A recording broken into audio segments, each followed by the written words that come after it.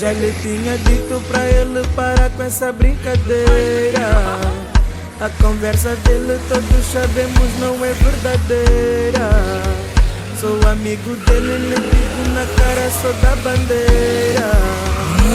Homem que é homem não maltrata a mulher dessa maneira. Ele não tem noção, está sempre boiado, se mete em macongue, ele é que está errado.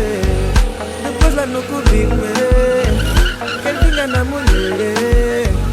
Porque homem que é homem não maltrata a mulher. Ele não é homem, assim não é homem.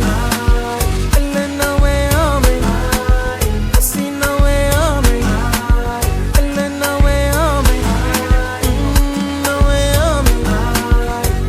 Porque homem que é homem não maltrata a mulher. E sei que quando ele está no café com os seus amigos, tá boi de banga que é um grande homem lá no cubico. Mal ele sonha que ele em casa é um marido. Mas Deus não dorme, um dia vai lhe dar castigo. Deixa ele pro serviço.